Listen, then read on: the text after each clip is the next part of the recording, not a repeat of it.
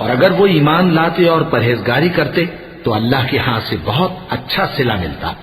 کیا اچھا ہوتا جو وہ اس سے واقف ہوتے.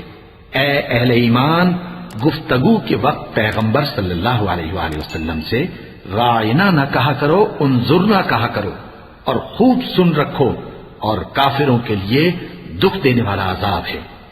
جو لوگ کافر ہیں، اہل کتاب یا مشرک، وہ اس بات کو پسند نہیں کرتے کہ تم لوگوں پر تمہارے پروردگار کی طرف سے خیر و برکت نازل ہو، اور اللہ تو جس کو چاہتا ہے اپنی رحمت کے ساتھ خاص کر لیتا ہے، اور اللہ بڑے فضل کا مالک ہے.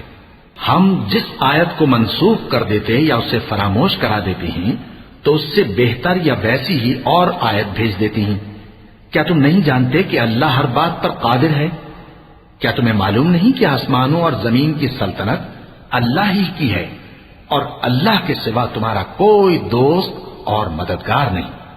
مسلمانوں، کیا تم یہ چاہتے ہو کہ اپنے پیغمبر صلی اللہ علیہ وآلہ وسلم سے اسی طرح کے سوال کرو جس طرح کے سوال پہلے موسیٰ سے کیے گئے تھے؟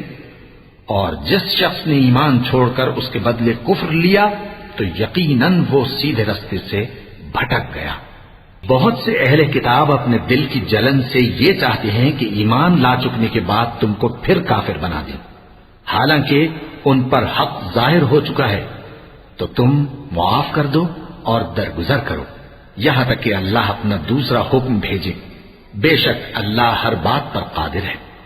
اور نماز ادا کرتے رہو اور زکوٰۃ دیتے رہو، اور جو بھلائی اپنے لیے آگے بھیج رکھو گے اس کو اللہ کے ہاں پالو گے. کچھ شک نہیں کہ اللہ تمہارے سب کاموں کو دیکھ رہا ہے. اور یہودی اور عیسائی کہتے ہیں کہ یہودیوں اور عیسائیوں کے سوا کوئی بہشت میں نہیں جانے گا.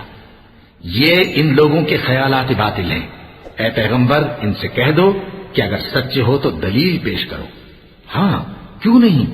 جو شخص اللہ کے آگے گردن جھکا دے، یعنی ایمان لے آئے، اور وہ نیکوکار بھی ہو، تو اس کا صلہ اس کے پروردگار کے پاس ہے.